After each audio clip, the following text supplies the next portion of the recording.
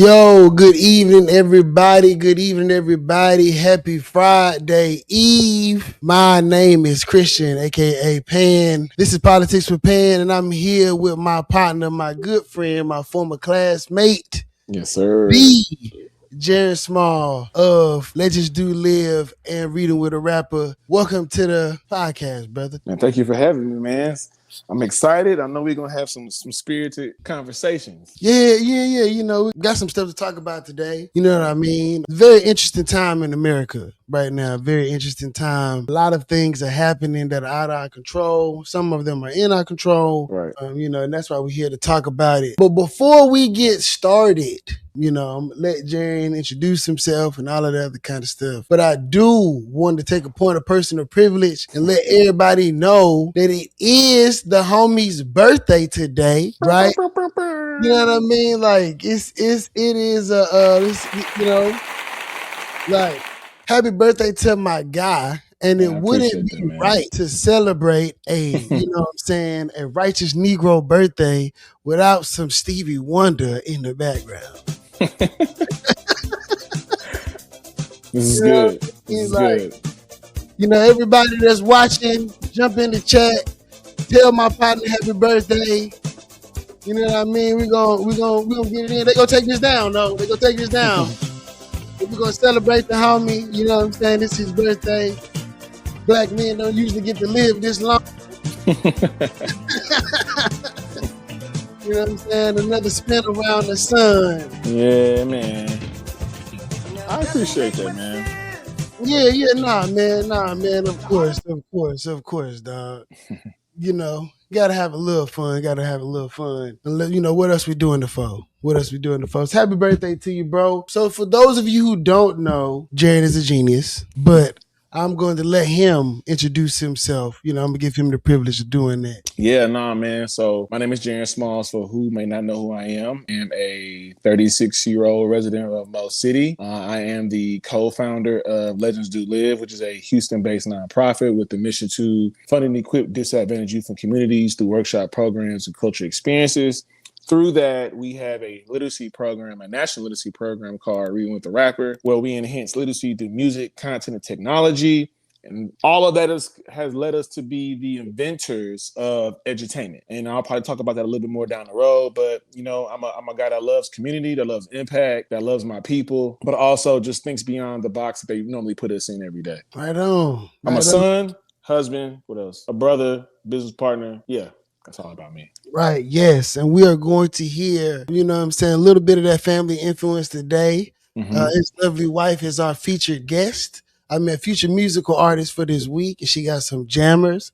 In the cut for y'all. I'm excited to share that music with you. But like I said earlier, Jaren and I went to Prairie View together back when I was, real chill stoner.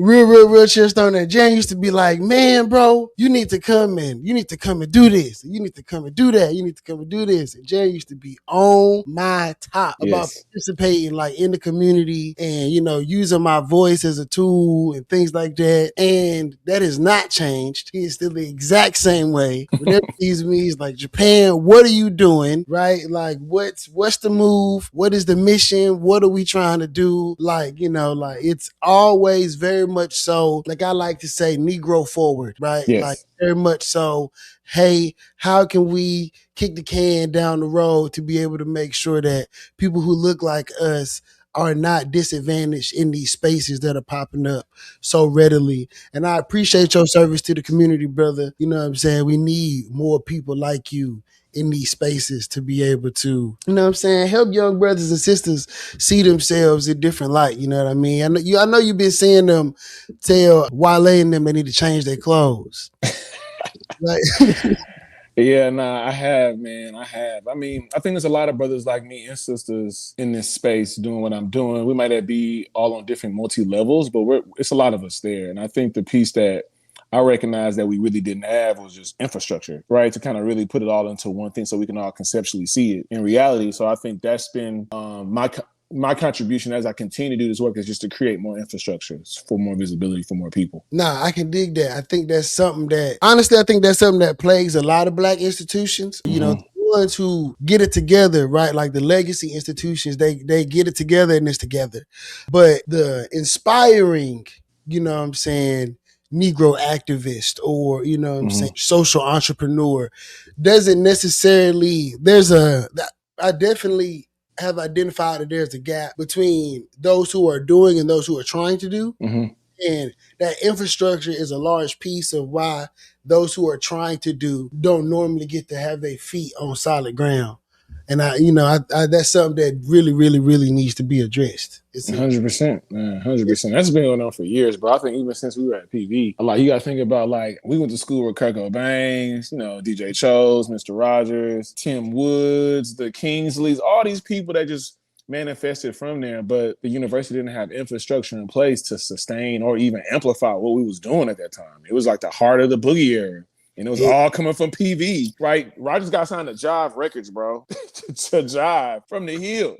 Prairie View was, well, I don't know if it was a musical institution. Like it was a place of, it was a magical place of culture during that time. Like I don't know what their experience is like now, but during that time, there was so many things, especially, that were specific to Texas culture and hip hop culture. And, just as far as like what Black culture for millennials and I don't know what the generation right behind us is called, but for them, what are they called? Who are they? That's Gen Z. Is that Gen Z? You are Gen Z, or put it in the chat. What is the age range for right. Gen Z? I think it's Gen Z. I don't know. But, the little homies that came in after us, I think that was a time where, things like voter engagement, community representation, I think that was definitely a pivotal time in which like the older folks who were controlling the levers, I can honestly say I feel like they missed it, right? Like how to harness the energy of what was in that moment. Yeah, I agree, bro. Because I Yeah. feel like even while we were at PV, we helped ushered in Obama.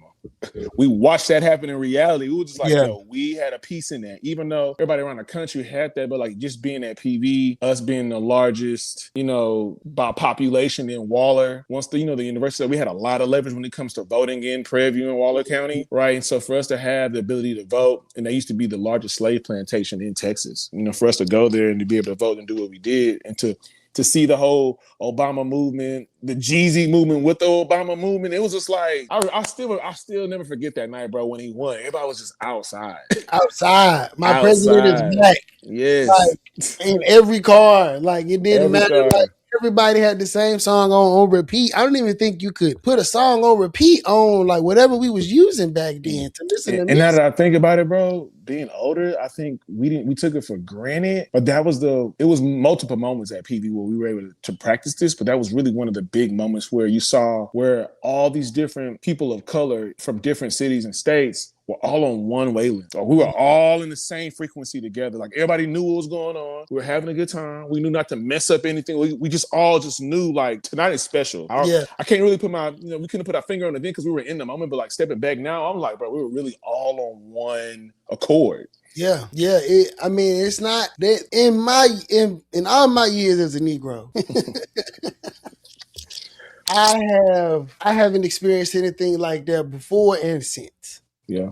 And I think there is a rebuke of the culture that we love, that we grew up into, right? Hip hop culture, you know what I'm saying? Stuff like that. And I think that rebuke is at our detriment as a race, right? Because it is the evolution of like how we express ourselves, like, you know what I'm saying, from a artistic, from a spiritual, right? Because you got gospel rap now, right? Like you got the AJ McQueens of the world, you got your Finesse Two Times of the world, right? Like it's such a varied art form, of oral expression. And I think that rebuke is one that is, but by, those that are older than us, those that are in clergy and places like that, it's at our detriment because it's creating this schism between what was and what is, and what was is being forced on us instead of, them being like, well, let me open my mind up and my ears to what is happening and see what's the best way for us to be able to bridge this divide, because it's only getting worse, right? I go back to talking about them saying like, Wale MJ and Mike Epps and all these people should be dressing like, like they 40 or like they 50. But when you was born in 1986, what does it look like to dress like when you 40, bro? Right. You know what I mean? Like I'm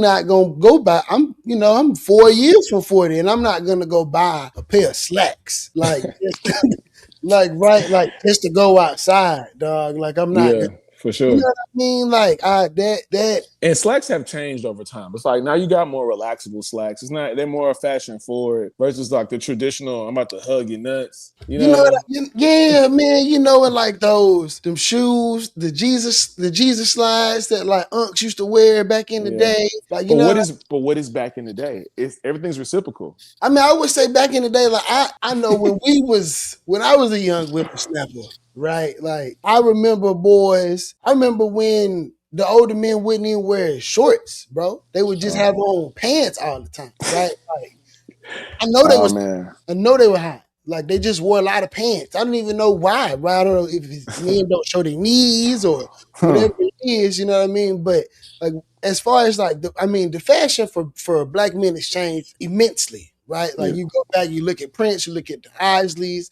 you look at Rick James and all in there, right? They dress like, what I'm saying, strange, right? That's the word I'm gonna use. But there was a lot more. They were like wearing blouses and stuff back then. You know what I mean? Like it was a lot more feminine, right? Like then you get to the 90s, the 80s, you get to the hip hop era, and everything is baggy, right? Like t-shirts, jeans, ball caps, sneakers, stuff like that. Like a lot more comfortable, right? And I don't know if I don't know if that was a rebuke of like white capitalistic culture, like just a different way for us to be able to express ourselves, but Mm-hmm. that way of dress is not acceptable in those spaces, right? Like not Right. historic. But as hip hop evolved and as the culture followed it, like you can see the influence of it trickling down into black people in professional spaces, right? Boys will put on a suit, but they'll have on some high top ones. Yeah, I mean, I think like the '90s was the introduction to, like, I guess you can say hip hop more in a mainstream format, but I think it was just more accessible, price point wise. It wasn't expensive. You can go to Champs and get two pair of Air Force Ones for $89. You know what I Man, mean? So when you think about the actual like the economy, then you got to think about the framing of black visualization at that time. You had a lot of black shows on TV. You saw a lot of positive black things going on, and so it wasn't what we see now, but I think it was just the very beginning of it. yeah, So it was really accessible. It was to get us hooked in, and yeah. then from there we was on for a ride to where we are like right now. Yeah, I mean, you talking about the shows. I'm Family immediately Matters, like a different world, yep. Fresh Prince, Martin, Family Matters, all this, Ooh, and you're Martin. seeing black families on TV. Yeah, and so what I'm talking about, like what Unc used to look like, right? Uncle Phil, right? Right. Carl Winslow. Like you think about, you know what I'm saying? Even Mr. Cooper, right? With hang Right. with Mr. Cooper, like how they used to dress. I feel as though like now, right? Because we Unc now, right? Bro, Like okay, what is Unk though? Like, what bro, is the age? When do you enter the actual I stage feel of like Unk? when you cross 35, bro, I feel like honestly, I feel like 30 is honestly, bro. Like Oh man, if you 30, you old, fam. Like, yeah, nah, Darrell, you supreme. You man. supreme. Hey, you was fresh on your show yesterday too, man. Kudos to you. Great show See, look yesterday. at that. You saying words you might be on because you saying words like fresh. Nobody's talking like that in 2026. I'm up, bro. That's what I'm Like saying. You might I'm be on. not. You're right. You're right. I I'm turned not. 36 today, so You know what I'm hopefully saying? my vocabulary changes in the next couple of days because I'm a fresh 36. I mean, right now, the youngest would say I was glazing. You know what I'm saying? Telling Darrell, that he was fresh yesterday. They would say Right. lazy. I stay up to date on my youth lingo. You know what I Oh my mean? god. I'm old as hell though. I'm in it, bro. A very wise sister, told me a phrase, right? Seasoned saint, and I use it inappropriately every chance that I get, right? But I'm a seasoned saint. You know what I mean? Like I know, I know some niggas who ain't make it to this age. hostage. You know what I'm saying? Whether they is dead or incarcerated, like, you know, they don't have the freedom that we have. You know what I'm saying? They're not blessed to be able to receive the fruit of the Lord like we are, right? Like, for real, bro. Like, Nah, I'm with you. you know what I mean? Like, so if you a black man in 2026 and you'd have made it 35, 40 years old, you got to count your blessings, player, because a lot of us don't make it to this point without having something taken from us.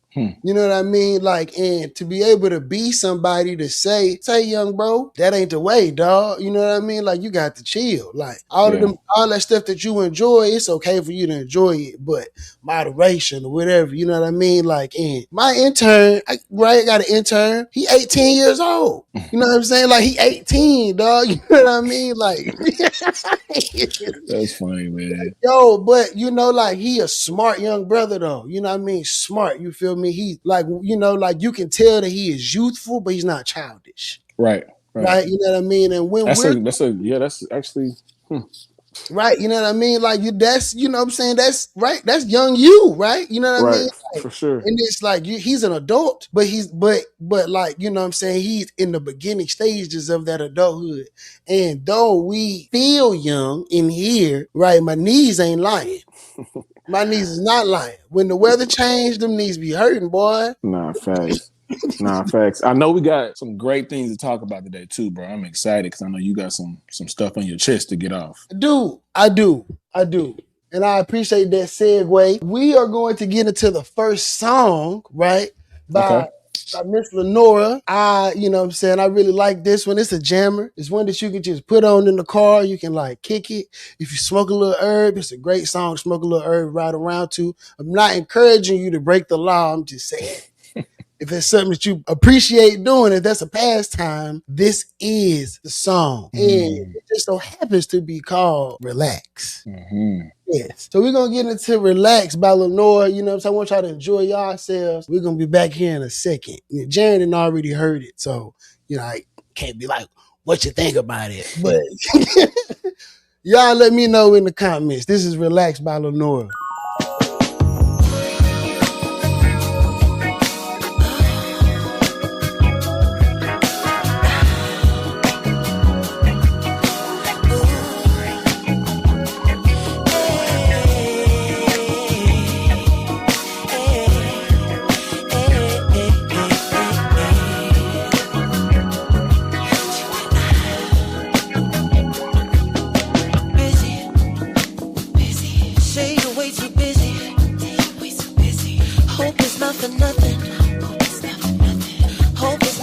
No.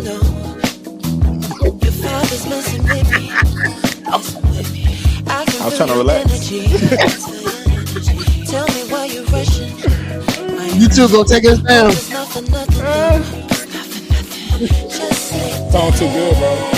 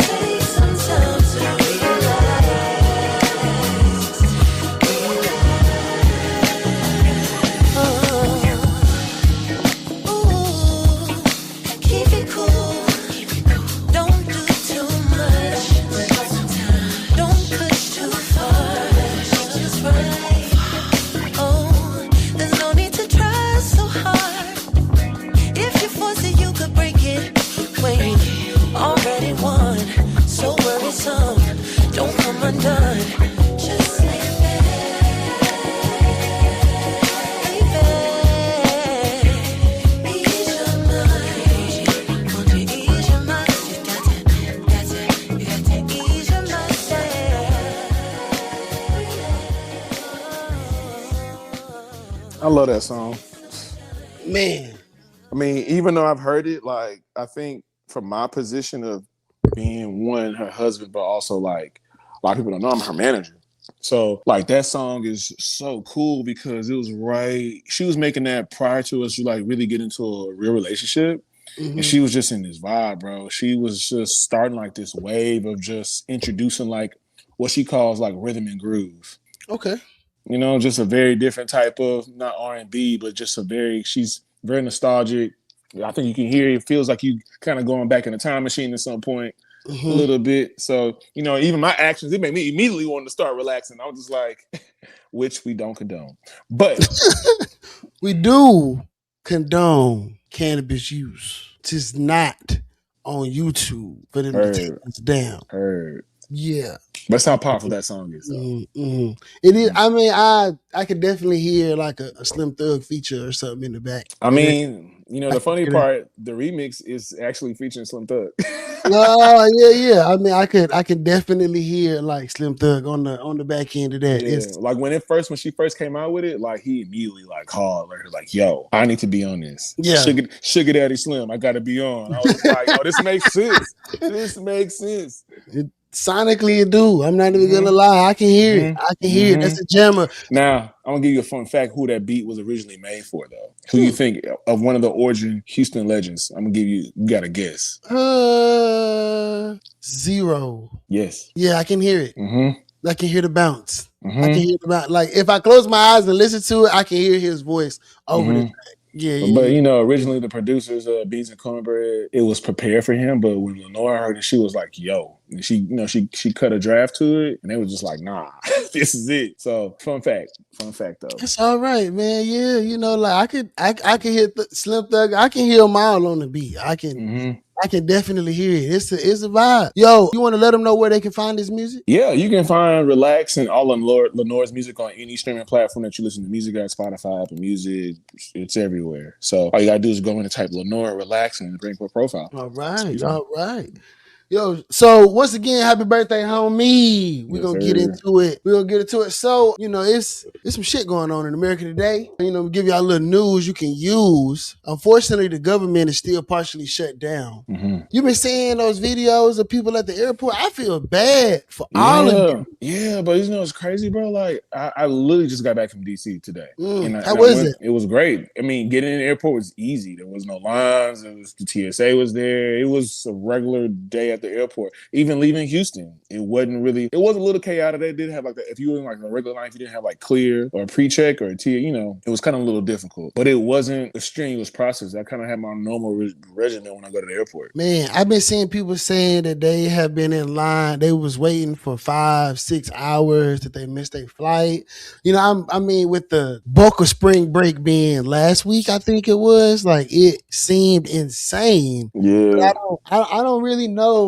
The Democrats and Republicans can't seem to find any common ground at all right now when it comes to like getting legislation passed. So I don't necessarily know how long this is going to last. Yeah. Honestly. I just seen a post where they're talking about, you know, Trump might actually close airports entirely if they can't come to a real decision. I literally just read it, like literally like 5 minutes before I came on the show, bro. I'm over here like, man, come on, bro. Like, how you gonna close airports entirely? I don't know, dog. How does that even make sense? It's terrible business for the country. I mean, I was watching Senator Caesar, I think his name is Greg, him and John Cornyn arguing outside of the Austin airport. And, you know, Congressman Caesar was like, why don't you and your friends accept our bill? And John Cornyn is like, why are y'all hurting the American people? And I know the people are confused, right? Because he was doing this to me. Like, who is doing it? Because the Democrats are like, we gave them an opportunity to open it. And the Republicans are like, y'all are messing it up every chance you get. Right. And at the end of the day, them arguing is hurting the American people, and their inability to work across the aisle is hurting the American people.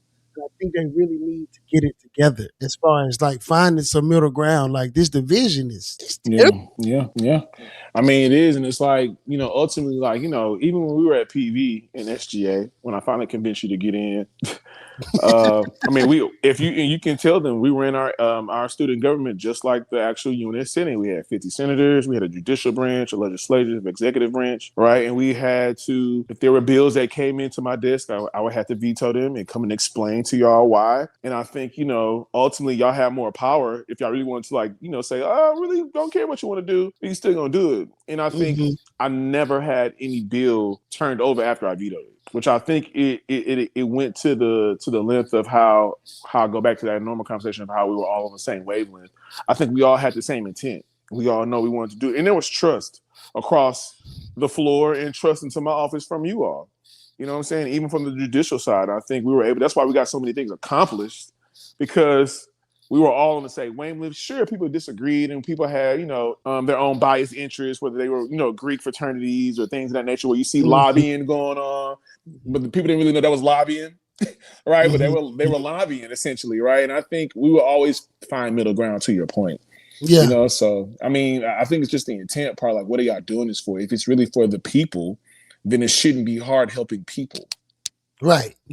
And I think they're making it way too hard to help people. Like, and they're just trying to stay in those narratives, trying to stay in those pockets, to be able to get those votes. But I think that people on both sides of the aisle, whether it's Democrat or Republican, I think they're starting to see through the political theater, and they're like, getting a little tired. It's, especially because we have social media and they can't really hide behind the headlines anymore. We live in a world where you don't need to sign a release form to be on somebody's camera.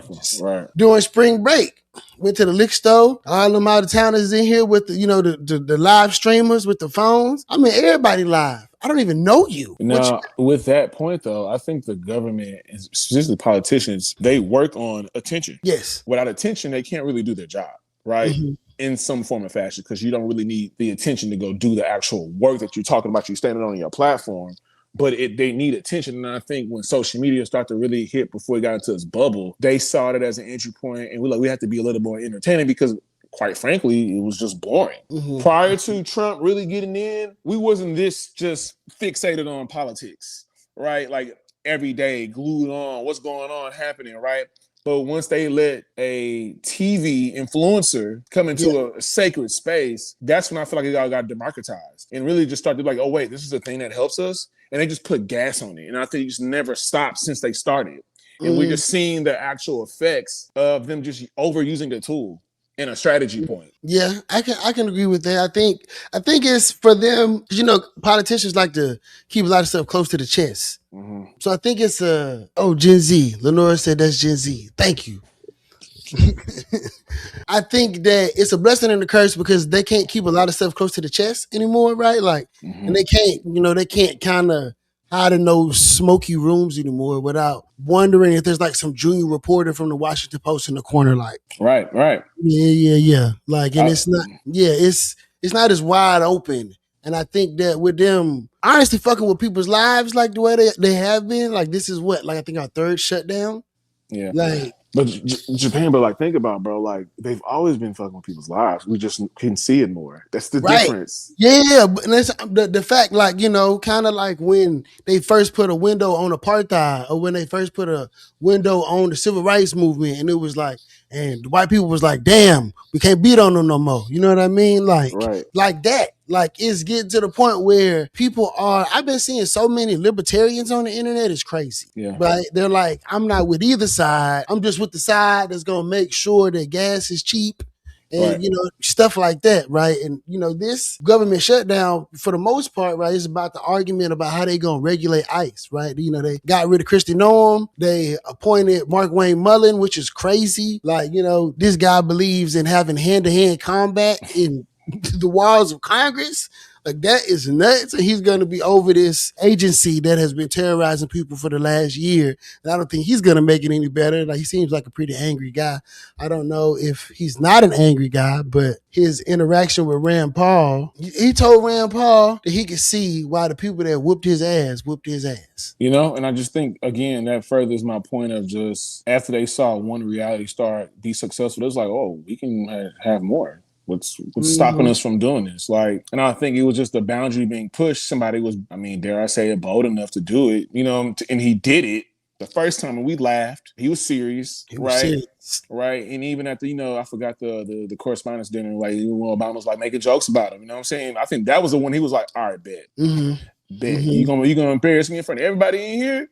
I'm gonna really run for president. And I think he was obsessed with that at that point, and he just never stopped. And then he opened the door for others that wanted to pursue things outside their normal everyday industry. Be like, I can go do that too. And we saw it in snippets like Arnold Schwarzenegger, right? We saw these other moments that didn't really affect us at large because it was to a state or to a city, right? But when it was like, wait, he can affect the entire world, this is completely different.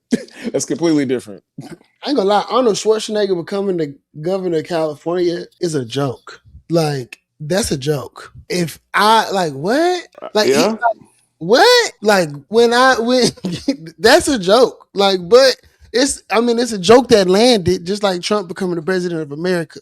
But it is all like, and I think that's the other part, bro. In one perspective, it is a joke. In another perspective, it's not. It's reality. And I think that at the end of the day, we keep looking at this thing through the lens of entertainment, which is, this is not entertainment. Right. This is reality, right? And I think the more we keep massaging it and leaning into it in that way, it just gets easier on the tongue, on the eyes, on what's happening. And no one's really just saying like, yo, this is weird. Why are we even doing this? Like, why are we still continuing to even allow it to happen, or quite frankly, you know, be a part of it and like adding to it, right? You know, like, you know, remember we had a character at PB named Young Solar, right? Solar was ahead of the curve. He played basketball, but he wanted to be a rapper, right? And we laughed at him like, bro, go hoop. Right? It was like shut up and dribble before it was shut up and dribble. For sure. Right? And he took that seriously. He said, you know, I'm gonna use it to my benefit. Whether you hate me or like me, you talking about me. Right. And you making me money. And he grew on Twitter and to the point where he had a lot of followers. We were just like, oh, snap. Like, but we fed the beast. That was the thing, though. It was the good or the bad was feeding the beast regardless, because it needed attention. Regardless. Good attention or bad attention is still attention. Yeah, this is true. I remember seeing that boy blow up online and being like, the fuck is happening here? But we did it to him. It was us talking about him, tweeting about him, making fun about him. We're adding him. So more people in our timeline was like, yo, who's this Young Solar dude? It's just creating curiosity. That's all it was. Yeah. So Trump did the same thing where it was just like, yo, wait a minute. He's really going to do this? Let me go see. Oh, snap. He's funny. Yeah. Right? Oh, let me keep watching. He's funny. He was like, that's more attention. Feeding the beast. And I think I was talking to my wife about that. I think one of the biggest things that we could look at or should, you know, have a conversation around is like, stop giving it attention. That's so hard. It is, but there's an era where we were doing that. It's so hard. You see that boy say he was gonna he could do whatever he want with Cuba. Like, he is a character, dog. Like, you kind of want to be tuned in so that you don't miss it. Right. Like, and I'm saying have information, know what's going on, but like where it consumes your daily life, where you can't make a cognitive decision because you're wrapped up in this, that's a little bit different. It's tough. I know a lot of people who shed tears quite often over, you know, the way our government is going on right now. And I'm not one of those people, but like, you know, I can understand their frustration. 100%. But it is something that is deeply distracting. Like, deeply distracting. I would say that. Even going into it, right? They are asking for $200 billion for the war in Iran. Right? Like, right. Gas is $3 and like 50 cents in Houston, Texas. And that's regular. I just put $50 in my Kia, bro. No. I'm over like, Jesus Christ, you know. So, but like, man, but this has happened before. Things are reciprocal. I don't remember gas. And in college, my family lived in San Diego, right? So when we would leave, I would go back to California to go see my parents and stuff. And I remember leaving here and going to California and having to shift my mind to like rationing my gas money, because this was 2013, right? Like, and gas in California was like $4 and some change, like super high. And that's the most that I've ever seen gas I had ever seen in my life. I remember leaving Murphy Canyon and going to the Southeast was an investment. Like, Yo, my mama used to, and my mama had a Envoy, a GMC Envoy at the time. So it wasn't like, $20 was gone after 3 miles. So like, I really had to like her to drive down the 5 freeway. Yo, I know these youngins across Houston is having the time dating. But If your see, girl but live on the see, west side, you were on the gas tip going to Cali. You had to adjust your mind frame. But also, when you think about what they're getting paid minimum wage, what the average person like cost of living in Cali. So once you get all the numbers, you'd be like, oh, it's kind of like the same thing, but just in a different.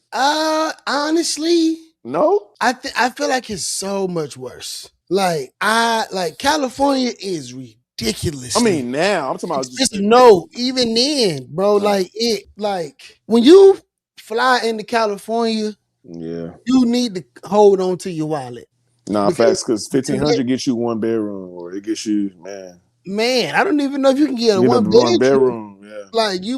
I don't People think that you have. to your point, that's real because people move from Cali or New York, they come to Houston, they be like, dog, I got 3 floors, I got 3 bedrooms with 3 bathrooms for 2,500 or less than that, and it's gone up since then, but it's definitely cheaper than what they were getting in those two cities for sure. You get a box. A My box. like you like you get a box. My dad and his wife moved here. They live in San Antonio now, and they have exponentially more, space and things like that than they had before, right? And he's a retired veteran, so this stuff like that. So he lives off of his veteran benefits, things like that, and that money is it just stretched way longer, right? But Southern California is beautiful, right? They got mountains out there in the water in San Diego. Like you can't really beat that scenery. But who cares how pretty it is if you know what I'm saying, if chicken costs $10 a pound. Nah, facts, bro. We was out there for my bachelor party. I was just like, yo, this is beautiful. You see a lot of Army, Navy campuses there, but then when you throw in the cost of living, I'm just like, yeah, I see why people retire here. But it's like, man, just to live here though, it's like, Jesus, You gotta give up something. you gotta give up You something. got to give up something. And you see like the price of the cost of living is so high, yet they gonna print $200 billion, right, to send to Iran when Iran has not, right. They a guy, even I can't remember his name right now, but he just quit. Like he just quit saying like, I can't in good conscience do this Do job this. because I know like there's no justification for this war. Like I cannot do this. Like there's a serious fracture happening within the ranks of MAGA because Donald Trump told his supporters that there would be no new wars. And he's doing the opposite of that, right? He's trying to use words like excursion. But an excursion ain't got shit to do with war. Excursion means like it's kind of like a little fun trip Right, somewhere. You know what I mean? right. Like it's not a fun trip. Like people are dying. Like, and for what? So what? The expansion of capitalism. It sucks ass. Mm-hmm. It sucks ass. They trying to amazing kids on live. What is R Dot talking about? I don't know, man. Don't even feed the R dot. I'm not, That was bait. That was bait. he got me. R dot just got. I just seen He the other got me. day. R dot had just got back in the country. R dot on some who? That might not even be R dot. That might be an informant. R Dot, like, yeah, I know. Did R Dot make it back from Mexico? I mean, yeah, make Like, it. Let us know it's the real R dot. Only yeah, say something only yeah, R dot would say. yeah. Let us know it's you. Let us know it's you. Uh, did you? I asked you earlier, but you didn't follow the Afro Man trial. I did not. I saw a Oh, bit. I saw a clip of it on online today in the airport, but I was just like, what is going on? Because he had a crowd of people around him. He had an American like see-through shades, American like everything was on him. I'm just like, yo, what's I thought just another day on social media, bro. I'm like, all right. yo, I mean, Afro Man been one of my favorite entertainers since Colt 45 and Two Zigzags. Like we can start there, right? So he's always been a hilarious dude. Okay, R Thank you, dot's R real. Dot. Yeah, okay, Yeah, all right, all right, all right. thank you, R Dot. You yourself, Prairie View does produce cool people like us. Yeah. It is a thing. It is a thing. So his house was raided in 2023. It was like a drug raid or something like that. The police broke in. Well, I'm gonna say they broke in, right? Because they wasn't supposed to be at his house, I believe, right? It was somebody else, or they got some bad intel or whatever. But they broke in his house, kicked in his front door, like, they damaged his property. They took some money when there was an investigation and they ordered him to give the money back. When they gave the money back, Afro Man said his money was short. He felt so imposed upon that he used the content that was recorded by his security system to make videos and stuff, ridiculing the officers. Oh, wow. So the 7 officers got together and sued Afro Man because they said that his content put them in a bad light. I mean, he went in on them. Like, one of the officers' brother got in trouble for being like a PDF, right? Like, and he was making fun of them, saying like, don't bring your kids around them and all this Oh, other wow. stuff. Yeah, and like during the trial, one of the officers was like, he was out at like a school gathering with his kids, and people was like playing Afro Man behind him and My boy was getting trolled. getting trolled in real life, like Man. for messing with Afro Man. And I think it goes back to the top of our conversation, right, as to the culture, right, that we grew up in, right, like the influence that this culture has in galvanizing people, speaking truth to power, and being able to empower people who at a point did not have any power, right? Like Afro Man, I think personifies this. When he won, he said, "I didn't win, America won." Like that's what he's saying. And him being able to express himself, have free speech, and be able to like be critical of the government entity that is supposed to be there to serve him, that is our quintessential American right. Right. Like we are supposed to be able to do that. And these 7 law enforcement officers sued him for defamation and invasion of privacy. What city or state was this in? Is this in Ohio? Ah. Is this in, let's see. Yes, in his Ohio home. It was in Ohio. I think Dave Chappelle probably have helped with that. You know, he owns half Ohio. Yeah, he's like he might as well just become the governor of Ohio. You know what I'm saying? So I feel like that's an important piece, not the Dave Chappelle piece, but Ohio is, you know what I'm saying, very overlooked. Mm-hmm.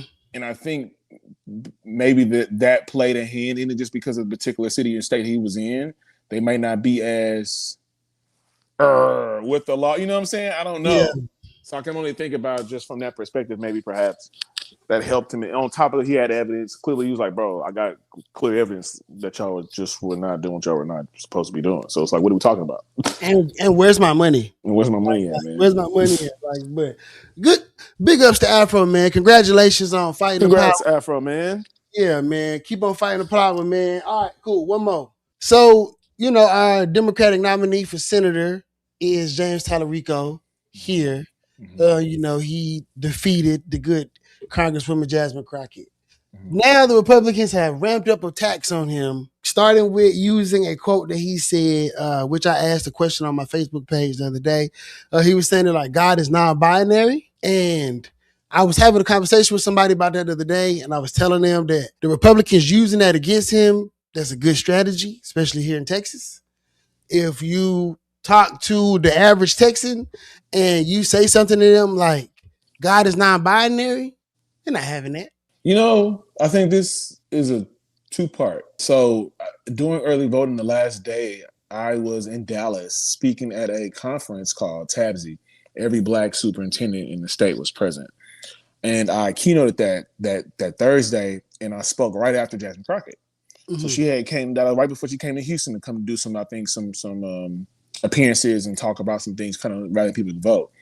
And I just thought it was really interesting that she came to a conference full of superintendents, right? Mm-hmm. Granted, it is in our hometown of Dallas, right? So it definitely made sense for her to make a appearance there and to have an impact there. But given the fact that Tallarico as well used to be a teacher, mm-hmm. right? I thought that was just really interesting how they both really use it as a really big one of their points in their campaigns. And when you think about, let's look at this, you know, more than half the country reads at a 5th grade level, right? Mm-hmm. 54%. Texas is number 4 when it comes to that, with the most few open libraries in the state. So as you're talking about, you know, when people say God is binary and they know they're going to get a reaction out of people, is because, one, they don't have the cognitive skills to decipher the information that's being put in front of them, right? Mm-hmm. So when you think about low literacy, and this is why we do the work that we do so much at Legends Do Live, because we were like, yo, if people were independent critical thinkers, right? And can really like read through the minutia of what people are saying and actually understand, like, do you understand what they're saying, right? It will change overnight how we really interact and how we really approach politics, voting, emotions, being social, because we can only communicate on 3 levels. We can either be emotional, social, or practical. And right now, most of us are being really emotional and we're being social with our emotions and not being practical at all. Yeah. Yeah. So right? do you think with that, right? Like knowing that, like, you know, the average voter is on this way, is on that wavelength, right? Like, so, and that's why I do say that, like, if I am trying to find ways to get people to be turned off by him, that's a good way. That's a good place to start. Sure. Right. Because they understand the voting base. Right. And I was having a discussion the other day about it. And for me, especially within the Black community, the educated Negro is so educated that they are so far removed from what the street is talking about and what the streets feel and like why they gonna participate and stuff, right? And I think that's why we have such a great divide in who participates and who doesn't participate, right? Because there's always at least within the number of registered voters, there's always at least like 100,000 plus people who just didn't come, right? Like you gonna have those educated, those doctors, PhDs, lawyers, you know, bachelor's degrees, they're gonna vote, right? You know what I mean? Like they're gonna go vote. But like, you know what I'm saying, your blue collar workers, you know what I'm saying, your people who may not have made it out of high school and stuff like that, and they maybe want, you know, thirsting for independent education in another different kind of way. Those who are educated are, you know, which is fucked, right? They're like looking down at them like, why don't you get it? Instead of finding a medium, right? Going back to my hip hop conversation, to be able to say to them like, hey, this is what this means and this is what this is, but in a way that is not demeaning, but uplifting and educational. Yeah, I think what I'm hearing from you is, one, I think historically America needs a group to suppress for the model to work, right? And I'm gonna push back. And I agree, I think you're segueing to why we do what we do, because essentially I'm an educated nigga, right? But I'm not too far removed from the streets where I'm able not to communicate with them. I think I've learned the frequency to communicate with them. I think we're sometimes approaching them with the wrong frequency, and that's why we're having a disconnect. Yeah. And I'm hearing like blue collar workers, somebody that maybe didn't graduate high school, right? At a certain point, life becomes a finance chess game, right? Yeah. So if you don't have the certain capital or threshold, that doesn't give you access to information, because all this is just about having lack of access or more access to information. Right. And I think when you're suppressed, like I asked my grandfather during George Floyd, I'm like, yo, man, during the civil rights movement, what did we do wrong? Tell me what we did wrong. Because they keep giving me the same story, but we're in the same place. So something's off somewhere. And he was like, man, you know, we didn't have the luxury of trying to strategize. We couldn't try to survive every day, right? And so it's almost like the same system that is telling you, hey, I'm going to help you with this hand. Really, behind their back, they got the same thing that's over here crushing you. Yeah. Right. So it's like it's hard to like really get out of it, because like it's like a closed loop. Once you in it and you consent to be in it, you're just in it, unless you know how to like maneuver out of it. So like when we did Real the Rapper, I started with kids because my goal is to really like impact families, young adults, right? It's an ageless curriculum, but we had to start with where all the energy is at that gets the most attention, which was the kids, right? And when you get the kids by default, we should get the teachers involved, the parents involved. We should ultimately get the community involved, because that's what school's for. Yeah. The community, it's not just the school, it's the community saying like, hey, we're trying to make sure we're going to steward y'all up the right way so y'all can be productive citizens, the next leaders, the next inventors, right? But if we think about originally what was school and education designed for in America, that'll answer a lot of questions of where we are right now. And I ask people all the time, like, what was it designed for? To make workers. Yeah. It wasn't designed to, you know, it wasn't designed to make us smart, to make us independent critical thinkers. It was like work just enough so you can work in our warehouses, right? You had the Carnegies, the Rockefellers, like, we got all these warehouses. They went to Teddy Roosevelt and was like, hey, bro, listen, you want to be the president? We can do that. We can write you a check right now. but we need an educational system to make sure we can sustain how we're going to build America through steel and coal and all these other things. Right. And I think that it's one of the oldest industries in America that just hasn't changed. And that's not on accident. It's not. It's not, because they still need our labor. I mean, that's our most. If you Perhaps. only have the in life, the your most valuable asset is your time. And if they can monopolize your time, they can turn you into a slave. Like, and they don't want you to think like that. They don't want you to have that understanding about like the value that you do put into the world. And that's why they send us to school and teach us things that aren't directly, that don't speak to us in a way that makes our souls happy. Right. Mm-hmm. Like if we had more education that was more aligned with like who we are as individuals, like there would be a lot less crime. There would be a lot more productivity in our communities because people wouldn't be confused trying to fit in boxes in which they don't belong. They would be able to express themselves and then give that art to the world in a way it would be beneficial to them. But because we are oppressed, it manifests itself in a whole bunch of different kind of ways. But you can come and you can see me on the pulpit on Sunday, right? You could see me on Sunday, but I got some questions for Jaren as far as education is concerned in the Black community. Right after this song, right? So I got another hot banger. Got What we another. got? Which one is this one? This is Part-Time Lover.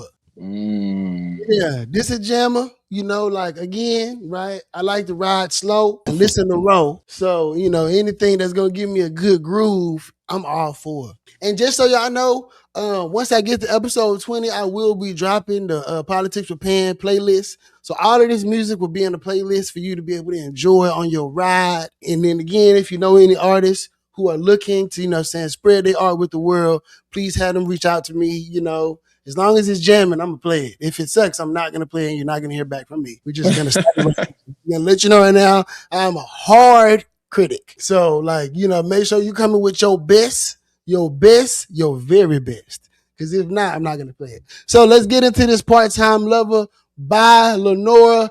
Once again, happy birthday to the homie. I hope y'all are enjoying the show. I hope you are learning something. Part-Time Lover.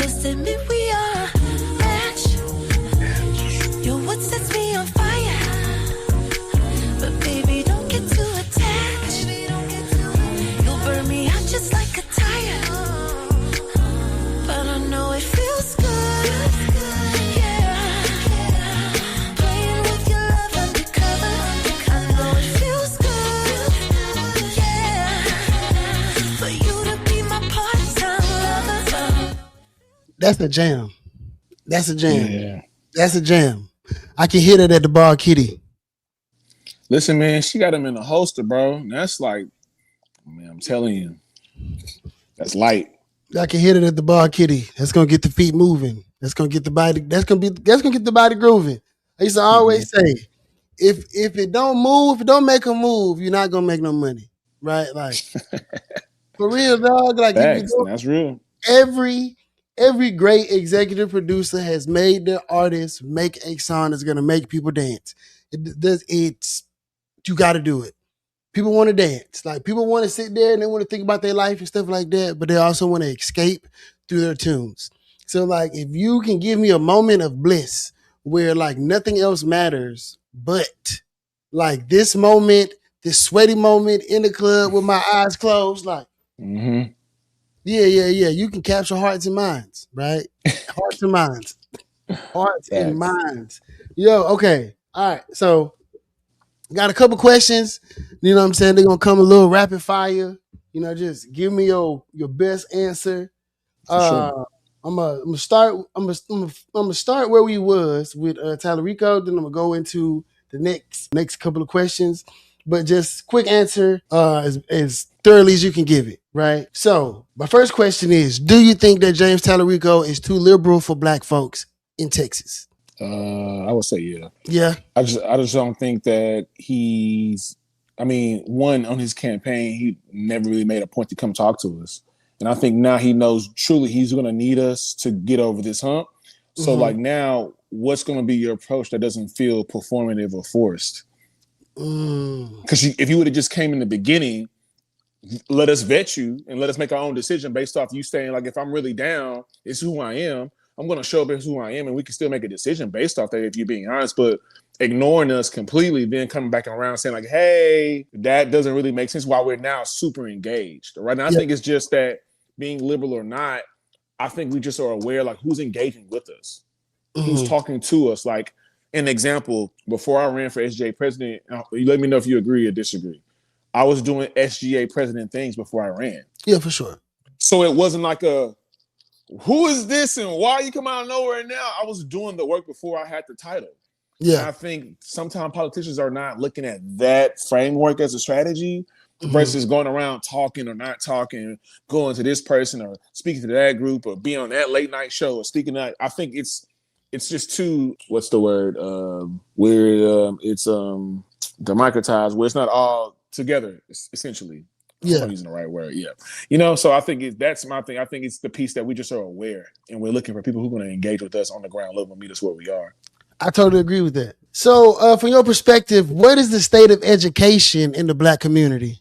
The state of education in the Black community is, I think, right now, very faint. There is a small percentage group of Black elitist or wealthy families that have their kids in private school, right? And I'm not saying it's in a negative way, but like the Imani school is a perfect example where if we could replicate that model, where that's a known, prominent, Black-owned private school, been there for years, right? But school is now going from being accessible to a premium overnight. And the recent study just came out with the vouchers here in Texas because that got passed. And I don't think enough of our Black families and communities are having conversations around the business of education, how it really revolves and works, right? So those vouchers are taxpayers' dollars. So that $10,000 per child that was going to your public school is now being transferred over to private schools. And the study came out that most people that apply for it were families that were already in private schools. So what that tells me is now they're smart enough to say, I'm going to leverage somebody else's money to put my kid in school. Yeah. Right. And say if you are abreast and you're looking at what's going on, they're not telling you that $10,000 is only a deposit. It's not the full tuition for the semester. Right. Sure. So now you get a voucher. You don't even touch that money. That voucher stays in the system portal. You can select what school you want to go to. I want to go to Christian Alexander Private Preparatory School. Christian gets that voucher. He looks at the report of your kids, sees what's going on, and be like, you know what? We'll take him in. Boom, they take him in. 10K goes to Christian Alexander Private School, but Christian's going to reach out to the parents like, hey, you still owe $20,000. Yeah. If you can't pay that, we're going to keep this money and boot your kid out. And we don't have to give you any examples or any details because we're private. Yeah. Right? And so now your kid goes back to their public school that's been drained over these last 5 years. Yeah. There's nothing there whatsoever. So you don't feel comfortable keeping your kid there. What you gonna do? Your kid's just floating. Now, if that happens at scale in your neighborhood, crime starts to happen. Kids have nothing to do after school. So you start looking at gentrification. It's starting from an economic standpoint. Right, these grocery stores, these frequent places that you go to every day for at least about 18 years, because families are moving to where they want to put their best kid, where they want to put their kids at. Yeah. Right. So sometimes we might look at it like, oh man, these grocery stores, they're leaving is because they're racist. And no, it's because of dollars. Right. There's nothing circulating there because families are moving away. So if enough families move away, the cost of living goes down. That property value goes down, right? So it's cheaper for somebody else to move in to raise that back up. Yeah. Right. And when you look at Texas education, there's only one supplier to everybody. Think about that. TEA supplies public schools, public charter schools, and private schools. So it feels like they squeezing everybody else for the betterment of business. Yeah. Right. And I just did the numbers. Right now, Texas annually just did, I think, $72.5 billion in education. Right. And that's a percentage of property tax that's being paid, people moving here every day, every week, every month, every year. Right. So it's the gift that keeps on giving. Right. Corporations want to move here based on education because they want to move their families here. Right. So all this thing stems from just the bare root of the educational industry. And I think we're just not in the game at all. Like some of us are there, but we're not sharing the information or hoarding it. And we're just not in the game at all. And I think what I am positioning ourselves as is a conduit and another option. Because I just think what we're really saying out loud without saying it, especially at the TASC conference, is we need our own school system. We're relying on going back to our conversation earlier. We're relying on a group to help us that's hurting us. Yeah. I don't understand why do we think it's going to somebody's going to come out of nowhere and be like, you know what? We sorry, y'all. My bad. You know what? We just going to bring this money back over here. You know, make sure y'all straight. That's not how this works. You know that what you say, you know, so Harold Dutton, they be on his ass, right? About how he votes, about like education and stuff like that.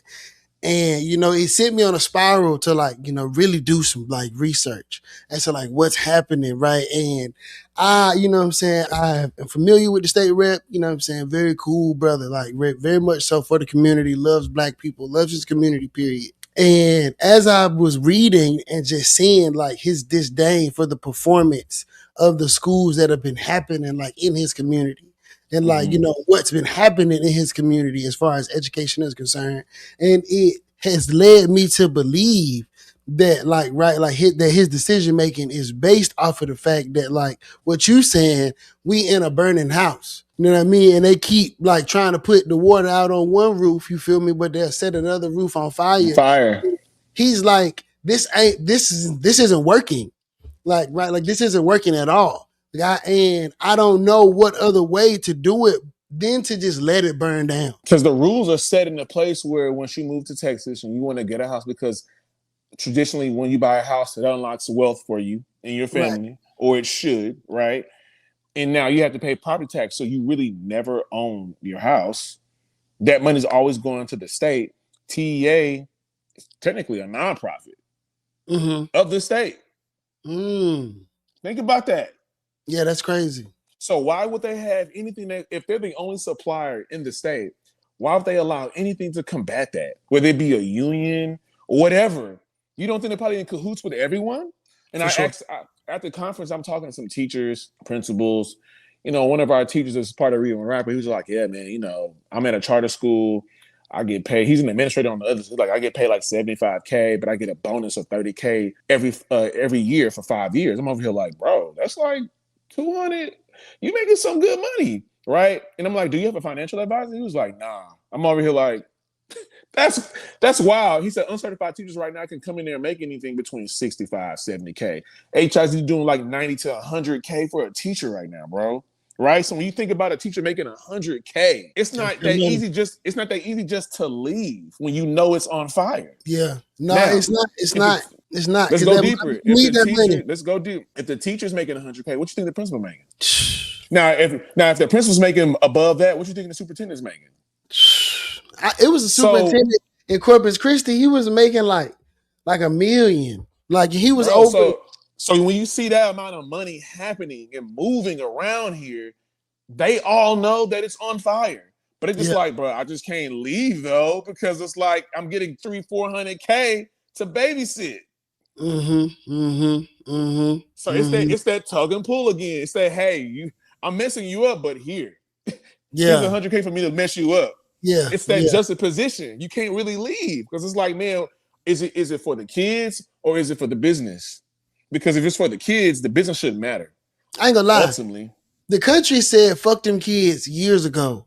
Like, I'm not even gonna lie, bro. Like, they don't. You go from every city I go to, there are less and less things for kids to do that are enriching for kids. Like Mm-hmm. everywhere Mm-hmm. we go, there's less and less infrastructure for children to be able to be children in safe spaces that encourage learning, that encourage community. You know what I'm saying? We don't got malls no more. All these kids is Mm-hmm. at home on their Mm-hmm. phone trying to find community through the internet. They don't, interact in real life anymore and stuff like that. Like it has been fuck the kids for years.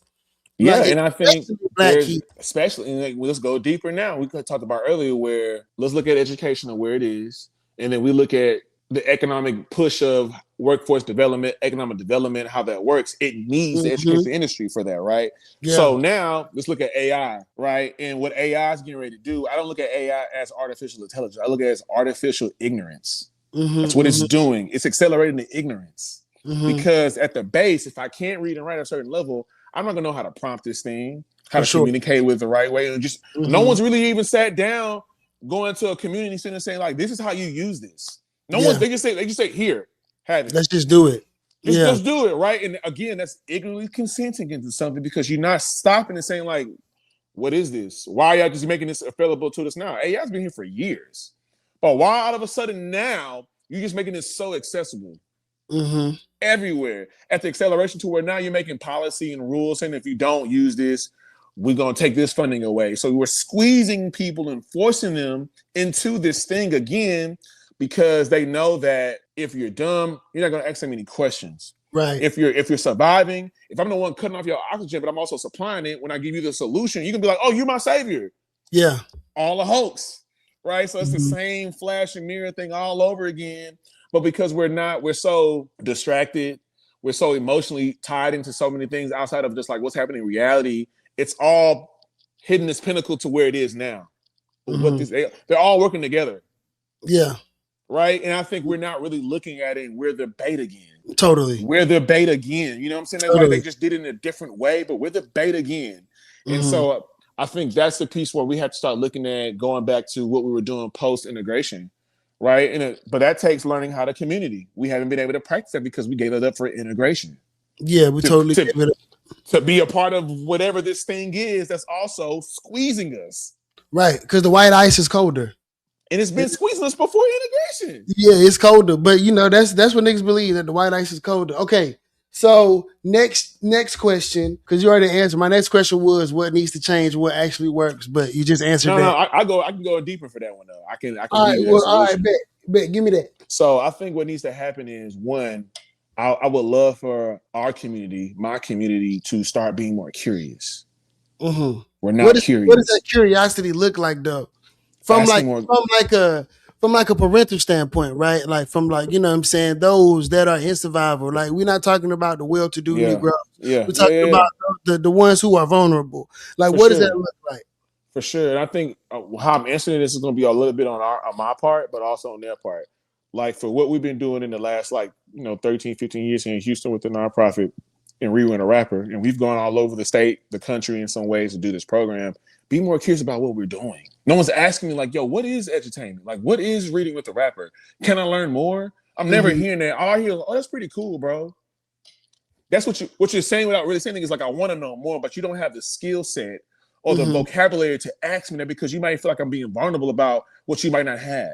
Right. And so it's being more curious about what some of our Black new civil rights leaders are doing. I don't think we're super engaged with what the leaders do. If we're saying we're looking for leaders, go look. They're there. Engage with them. We're just looking at them like we like the idea of engaging with them versus like really putting our arms, rolling our sleeves up, and saying, "How can we help?" I think there was an era where people were like, "Yo, if you're the one on the apple box on the corner saying this is what we need to go do," I'm over here like, "What I need to go do?" Right? That piece is missing. So that's what I mean by curiosity of like, if you see leaders and you such as myself and the Read and Rapper team, why are you not? And I get people asking me to volunteer in that, but like it should be an outpour of it. And it's not enough because I've literally shown you the solution over and over and over again, right? But I just know until you have a kid, it really doesn't really register. It don't. Yet. And I think that's the other piece. They don't think they think it doesn't really like affect them when it really does. And we just broke that down about gentrification. Yeah, it do. Cost of living, right? So it's that piece, being curious, about what we're doing. And on the other side of it's making what we do more accessible in reality to people as well to be curious about. Yeah. Right. So I think that's something that we're looking to do. And I guess I'll kind of break this on your show now, bro, since I'm here. In the next coming weeks, we will be releasing a partnership with Harris County Department of Education. What? We've closed the deal to service all 24, 27 school districts to 2030. Okay. And we're gonna look at after school, because after school is no red tape. All the policy and bureaucracy that we're dealing with right now, education is all about during school instructional time. Mm-hmm. Right. So after 3 o'clock, 4 o'clock, let's run a school that we know we want to run it. Mm-hmm. So we're going to introduce our own learning centers called Star Academy, where parents can directly come to our learning centers and do our pedagogy. Mm-hmm. Right. And over time, it will go into history, financial literacy, STEM, because you can actually understand what's in front of you now when we have the base of your literacy down. Right. Mm-hmm. And I'm looking at attaching that to not just kids, but to families holistically. And then my goal is honestly to take that and to go to the Black churches and say, hey, we know that the Catholic school network model works. Could we attempt to do the same thing where the Black church network owns their own school district?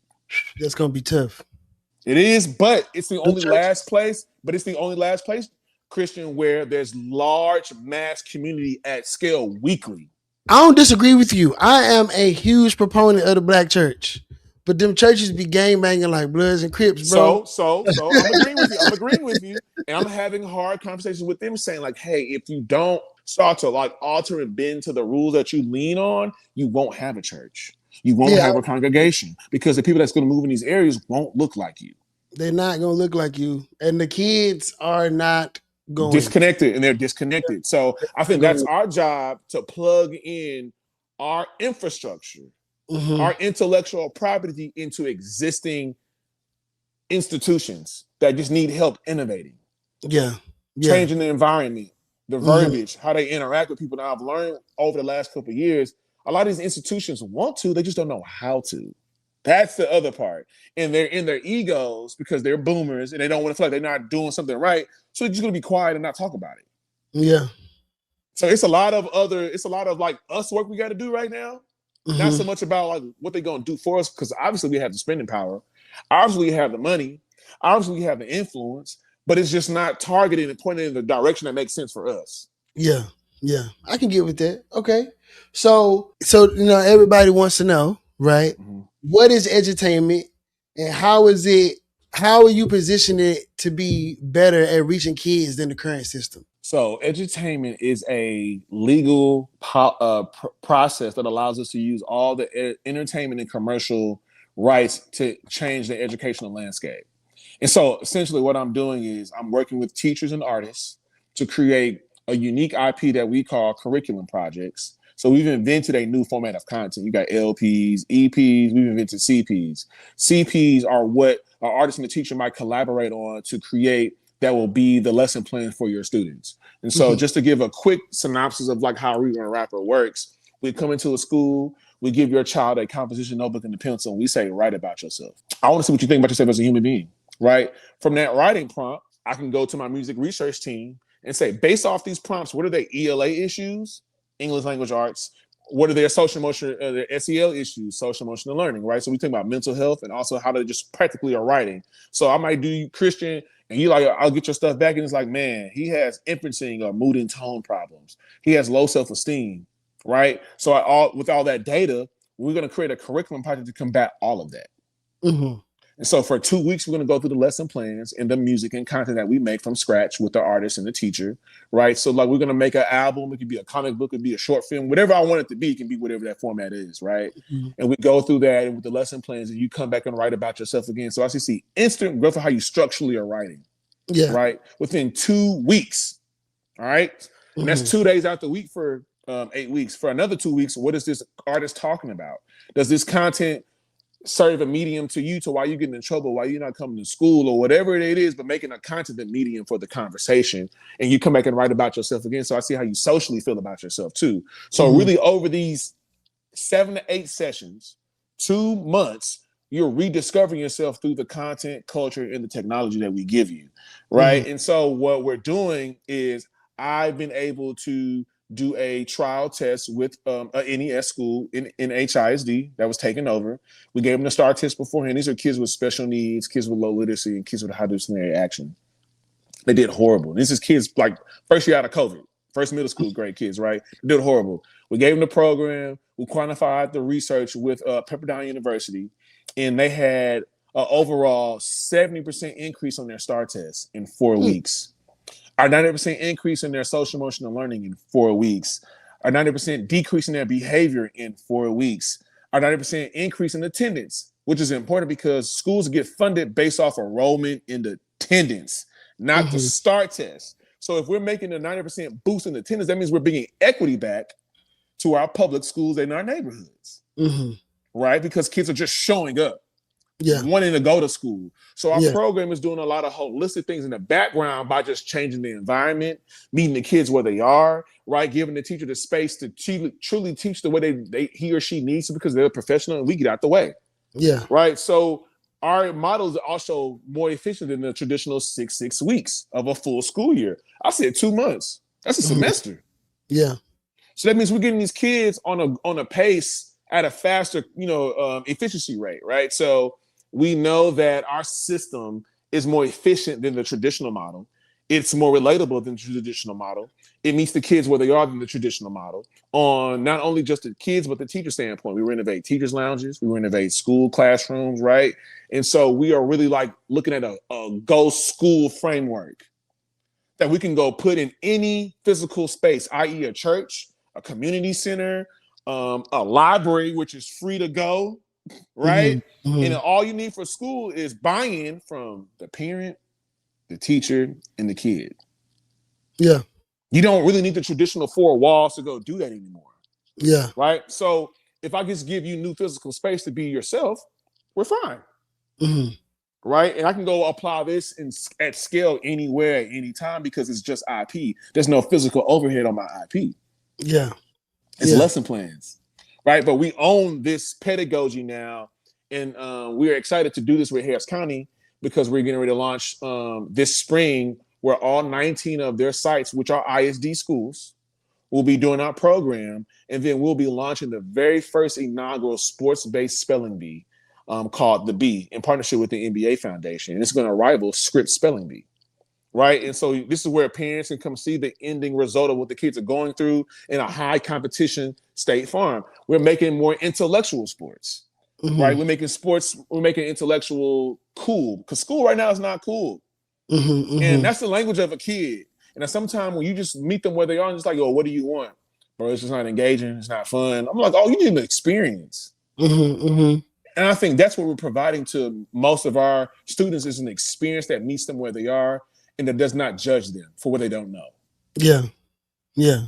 And that's the difference between us, right? And that's a big context of edutainment, but we have a label that literally partners with teachers and artists to make this unique IP to go impact who we want. And we're going to different cultures. I can go to different genres of music. We're talking about early childhood as well, too. So when you think about Gracie's Corner, what's the other one kids are obsessed with, bro? Gracie's Corner, Miss Rachel, or what's the dog, the Bluey the dog, or Bluey the dog? Bluey. That's all edutainment. Yeah, that is edutainment right there in your face. It's meeting them where they are on the frequency, and that's why it's getting the result that they're getting from these kids. Yeah. Okay. Yeah, man. I hope y'all was listening. Hey, I hope y'all was listening. Right. All right. Cool. So my last and final question, before we get into this last track, is how is reading with a rapper changing how we think about literacy and culture? Yeah. Great question. Great question. I look at albums as actual books. I look at artists as actual authors. So I think we're changing the perspective of how we look at hip hop and bringing it back to the original origins of what it was, which is education. Hip hop was arts, experiences, education. It's the one thing that's unboxable, but they found a way to put it in a box. Yeah. Right. And so I think I'm just bringing this back to our normal essence of how it was started, the intentions of what it was started for. Right.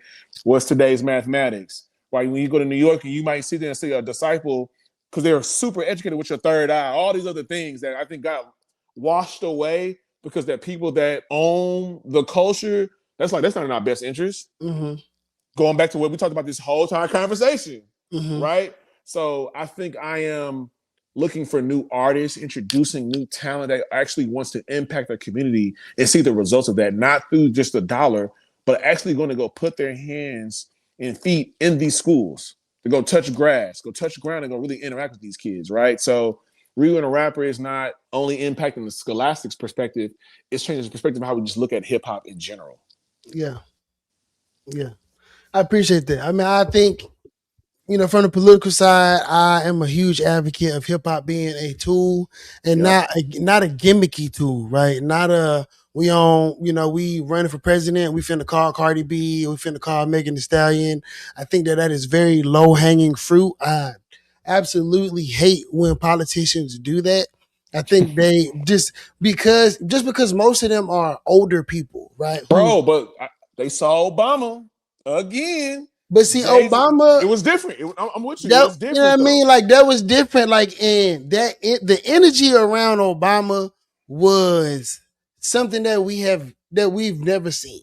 Right? Like that energy was completely different and something we had never seen before. And I think that now because they seen that, I don't I you know Here it is, and bro. I got you. I'm about here it is. Here it is. What Obama did was what any regular rapper would do when they get into the hip hop game, right? mhm. What we're seeing now are since we're going to be current is what Jack Harlow's doing. Yes. Yes. Oh, it worked for them. Well, let me go do it too. But there's no Right. risk. Right. Exactly. That's what is That is it. happening. That is it. And because it's like that, we feel it and we know it's fake and we know it's not real and it's not being received in a way that is going to mobilize anybody or make anybody excited. And I think that because these people are older and they're not deeply intertwined in the culture, it's not something that they can see themselves in. They want to use us as a tool before understanding us. And Yes. it is not Yes. meeting us where we are. It is literally treating us as though we are lesser than, right? Like Mm-hmm. caricatures, what I'm saying, people to shuck and jive and dance. But you know Mm-hmm. what I mean? And I think that's not cool, right? Like, right, like Mm-hmm. if you're gonna bring these people, right, don't just bring them on stage and have them wave.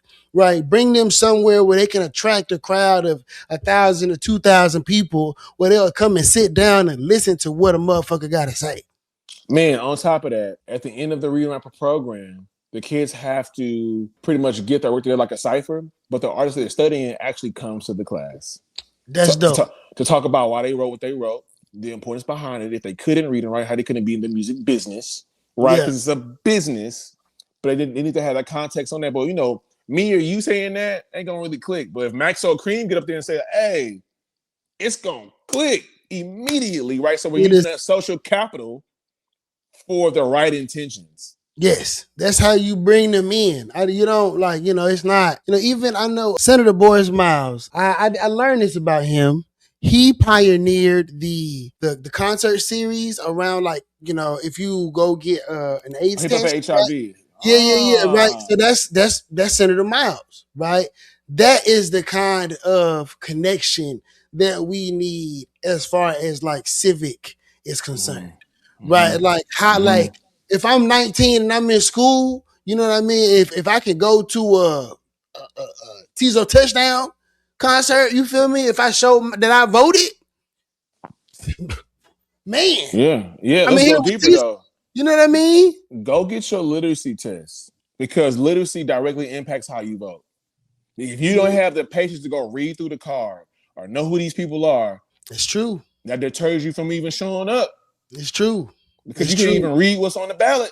Like It's you know what I'm true. saying? Like what I'm saying, we keep skipping. I'm like, do they understand what's even in front of them? Probably not.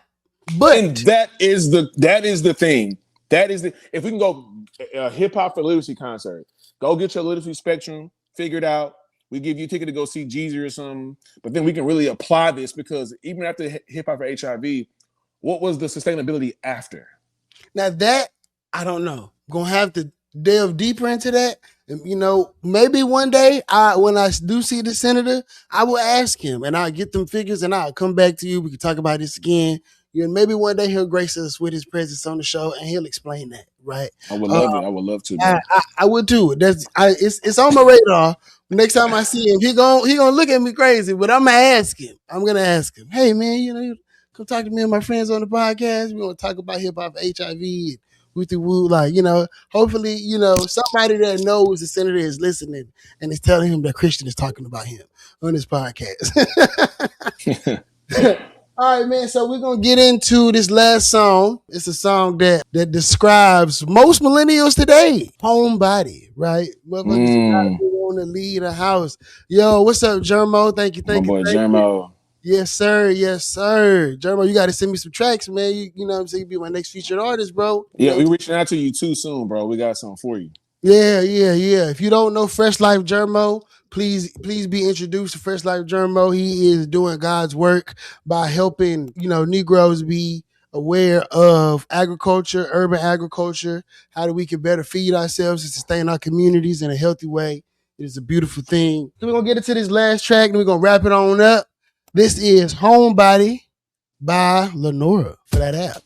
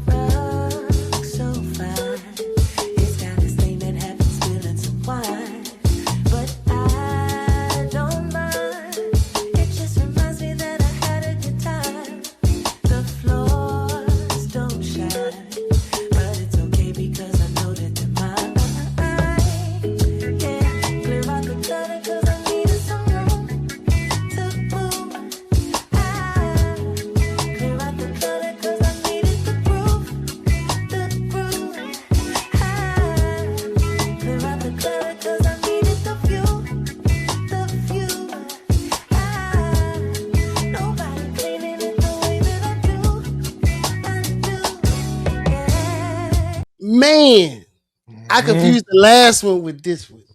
This the one I was talking about the last time. That's the one I was talking about the last time. When I turned that bad boy on, I was in the car. I was like, ooh, Yeah, I need yeah. a sweet. That boy took me back to Prairie View when I was still rolling swishers. Ah, Shout out to Titties, man. Happy belated birthday, Titties. He had a great little birthday bash the other day, and that boy asked for some gauze, and I bought swishers, and he chopped me up. Man, you even oh bring me my this god, cardboard over here, dog. that's funny. But I mean, that That's was the funny. gold. That was the golden age of relaxation and cannabis use. If you just don't know, Facts. post 2010, man, those were the golden ages. The weed sucks now. You can't even tell it apart. It's all the same now. It's just strong. it's, just, Amazing. it's just really strong. Oh man! First, I would like to thank you, Jan. Happy birthday, bro. Thank you, my Once brother. again, you know what I'm saying? Another time around the sun. I would like to thank your lovely wife for blessing us with these wonderful tracks today. Go on Instagram. Make sure you follow Mr. Smalls and then you follow Mrs. Smalls, right? You know what I'm saying? You support the family because nobody wins when the family feuds. It's all about all of us being all together. You can find her music on Spotify, Apple Music, Title anywhere music is streamed, it is there. Hopefully, she will be coming out with some more tracks that we can jam to. If there are any concerts, anything going on, you let me know. I will always show love and let my listeners know what's happening because that shit is jamming. Yes, sir. Any final words, Mr. Small? No, man. I'll say just, come to my page, follow Read with a Rapper, go to readandrapper.com to learn more and just engage with us. Be curious with us. When we have things to come for the community, show up with questions and hold us accountable so we can be the leaders that we are looking out to be for our community. But we need you all to be a part of this with us. We can't do it by ourselves. Beautifully said. Beautifully said. Yo, so anywhere else people can find you outside of your social media? I mean, you can find me at one of my Star Academy locations. But right now, I'm in the back cave, getting all this stuff ready for everybody in the public. So a lot of my work doesn't require me to be outside like that to the general public. But we'll be making some more efforts to do some things. April 11th, we'll actually be at the Sunnyside Community Service Center for the Mayor's Youth Council Literacy Day. So we'll be doing like a pop-up there for the community of Sunnyside. So if you're available or free and want to come, you can go to their page and find information and, we'll be there. Right on, right on. Well, that's all for our show today. Thank you again, Brother Small. This was awesome. I hope y'all learned something. I hope you got a little bit of entertainment. And I hope you found a new pathway for education for your baby that you may not have known existed. That's what this is all about. We're just trying to empower people in particular, but the Negro specifically to be able to have a better quality of life for him, his child, his family, her child, her family. Just being able to put innovative ways for us to be able to live more collaboratively out there into the ethos. And I appreciate your contribution to society, brother. You are doing a phenomenal job. If I have not told you that I'm proud of you, I want you to know I'm proud of you. Thank And to you, keep bro. on doing all of the cool shit that you're doing because niggas gonna hate, but they can't be great. You know what I mean? Like, and you are being great, you are prospering, and you are helping young Negroes like ourselves to be able to see themselves in a more positive, holistic light. And that is beautiful. Thank you, my brother. Thank You you. are welcome, man. You are welcome. So with that being said, in and out, Freddie.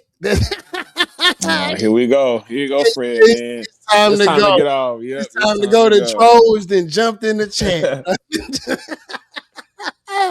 What's up, Freddie? Yo, everybody. Freddie Inglewood has a project coming out. I don't know if he told y'all, but I'm telling y'all. So we're gonna do what friends do. We're gonna bully our friends to drop their artwork and to do what they need to do, right? Bring back bullying, like Kingsley said, bring back shame. And shame on you, Fred, for hoarding that good ass music. But I'm finna be out. It's time for me to go drink some water. Love, life, and learning. I hope y'all had a good time. Peace, peace.